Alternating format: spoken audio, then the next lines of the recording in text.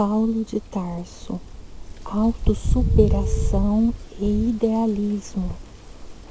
Saulo de Tarso era renomado doutor da lei em Jerusalém, reconhecido pelo seu conhecimento das leis e o rigor em aplicá-las por seu verbo inflamado e larga inteligência. Tinha posição destacada e gozava dos privilégios do reconhecimento e aplauso público. Era uma alma verdadeiramente dedicada à vivência dos ensinos conforme concebia sua interpretação da Torá judaica. E exatamente por isso havia se tornado um perseguidor implacável dos cristãos nascentes, por julgá-los pervertores das leis e da ordem religiosa e política da época. Saulo é o símbolo de todo homem que instrui o cérebro, mas não transforma o coração, que sabe muito, mas o conhecimento não se converte em sabedoria, por interpretar a lei de forma racional, desconectada da sensibilidade do coração e de uma visão mais ampla que permita a alteridade e a inclusão do diferente e da diferença em qualquer setor da vida. Ele era um homem dedicado e eficaz no que fazia, julgando cumprir a lei dos homens que atestava a visão religiosa. Ele feria a lei divina do amor universal, sem compreender que aqueles que perseguia eram discípulos do anunciador da verdade do amor, lei suprema da vida. No entanto, era uma alma sincera, destinada a sublimes fins. Quando se encaminhava para Damasco a fim de prender Ananias, velho e fiel seguidor do cristianismo nascente, Paulo se defronta com a apresentação de Jesus em espírito e verdade, que o cegou e o fez cair literalmente do cavalo. Naquele instante, mirando a luz maior que brilhou também em sua alma, o jovem doutor da lei sentiu em seu coração o equívoco de interpretação. Sincero, alma forjada nas lutas da vida, não lutou contra a constatação de que a verdade se apresentava. Seu amor rígido pela lei se consubstanciara em amor pela verdade, e ele não a renegaria. Abandonando suas crenças limitadoras, sua pretensa superioridade, Saulo viu-se cego, dizendo ao Cristo com humildade: Senhor, que queres que eu faça? Naquele instante, o contágio da experiência amorosa profunda de Jesus fazia com que aquele espírito reavaliasse sua conduta e escolhas, reconhecendo-se falível e pequeno, necessitado de orientação e, sobretudo, submissão à vontade divina. Havia se reconectado ao Criador. Desejava conhecer os caminhos da suprema sabedoria, que deveria reconduzi-lo ao serviço e à utilidade social. Ouve, então, de Jesus, que é a hora de procurar Ananias em Damasco e lá receber a orientação necessária. Envergonhado, cego, desnorteado, Paulo segue para a cidade, desejando encontrar aquele a quem buscava para o ferir, recebendo dele a outra face que Jesus ensinara os discípulos a ofertar. O velho cristão acolhera-o com amor, ouvindo na acústica da alma o chamado do Senhor. Doravante não seria mais Saulo, e sim Paulo, o convertido de Damasco. Para que Saulo se transfigurasse em Paulo, recolheu-se ao deserto, a fim de tecer a teia da vida, elaborando toda a ressignificação da lei em seu cérebro e coração. 2 anos se passaram de intento e solitário labor, até que ele se considerasse pronto a atender ao chamado de disseminar a boa nova aos gentios em nome do Senhor. Iniciou por testemunhar aos seus conterrâneos a sua conversão, encontrando o sarcasmo e a ironia, a agressão e rejeição daqueles que, como ele, outrora mantinham a interpretação da lei no cérebro, distante do coração. Começava ali o seu longo martírio pessoal, cercado das doces alegrias cristãs que alimentavam seu coração. Alternava perseguições e reuniões domésticas, com fraternização e pregação, a fim de fortalecer os núcleos cristãos nascentes e orientá-los segundo as novas interpretações da mensagem cristã de que era possuidor, pela sua inteligência lúcida aliada à intuição divina. Paulo é o arquétipo da renovação e da autossuperação, do espírito que não se paralisa ao longo do caminho devido aos equívocos de sua conduta, mas que se renova em espírito e verdade, prosseguindo nas realizações no campo de trabalho de suas aptidões e talentos. A fim de encontrar a paz, nenhum espírito será isento das lutas pela individuação e cura interior.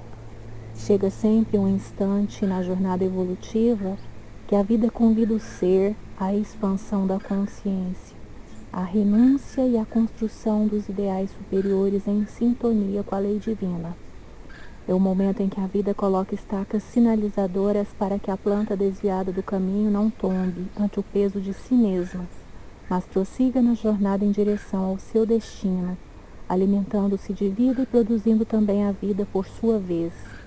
A matéria é a grande ilusão que faz o homem considerar a vida espiritual como algo fantasioso e fictício, iludido pelas interpretações pessoais ou coletivas das religiões e filosofias que apregoam o fim da vida na morte biológica ou castigo ou gozo eterno no juízo de Deus. Chega sempre um instante que, em busca de seus intentos e esforços, brilha a luz maior em seus caminhos, cegando-o, derrubando-o de seus cavalos de ilusão e poder, para reconduzi-la à humilde curativa e ao poder real do afeto, que possa distribuir a serviço do coração reconectado no amor. Essas estacas demarcatórias e sinalizadoras da jornada aparecem muitas vezes como enfermidades, levando o homem a reconsiderar o percurso de vida e ideologias percorrido até então, buscando aquilo que antes intentava destruir, a simplicidade, a submissão às leis divinas ordenadoras. Tais enfermidades costumam ter tempo longo, como o câncer, as imunodepressões, doenças autoimunes, atestando o movimento pessoal de necessária reconexão com o alto amor, a fim de se renovarem os padrões do pensamento e sentimento que sustentam a fisiologia orgânica.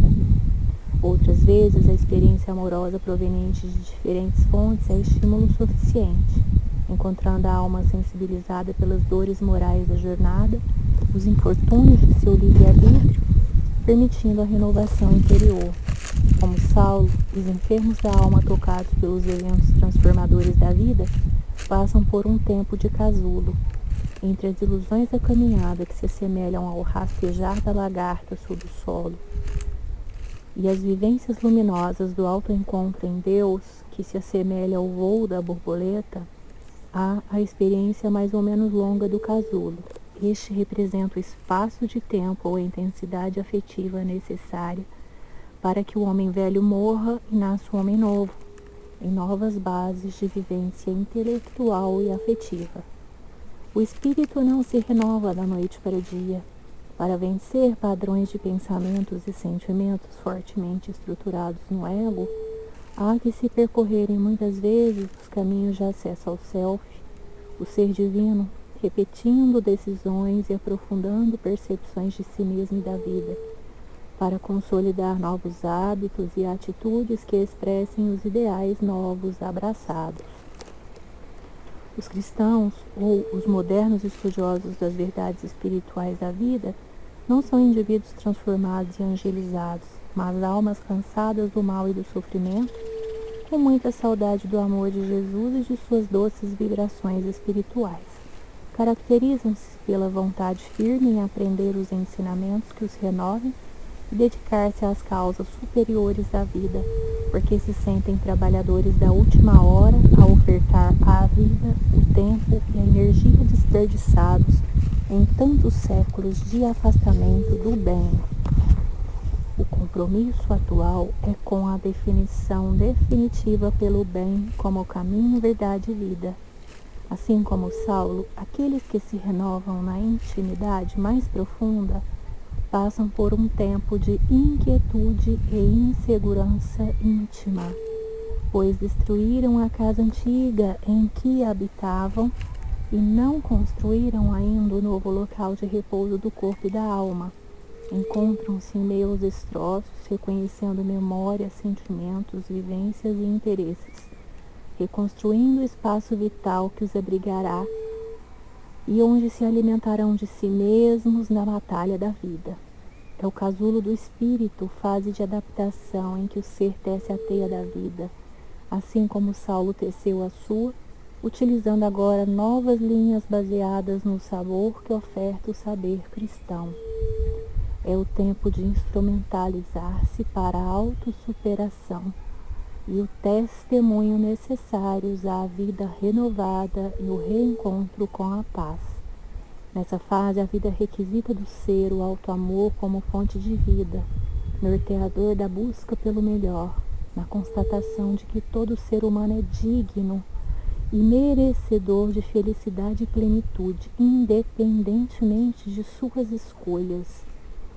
Quando se sente pronto para a luta, pouco a pouco sai da introspecção para encarar a reparação necessária de suas faltas perante sua consciência, onde vige a lei divina que agora concebe e aceita sem rebeldia.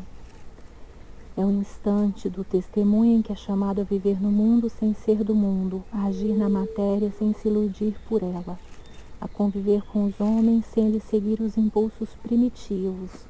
É a hora do sentimento de utilidade à vida, quando o ser reconhece seus talentos e os entrega à força natural do bem, conduzindo seus esforços no direcionamento da paz coletiva. Saulo converte-se em Paulo, arquétipo da autossuperação e do idealismo superior, símbolo das etapas naturais de expansão do Filho de Deus que se encontra com a verdade em sua intimidade.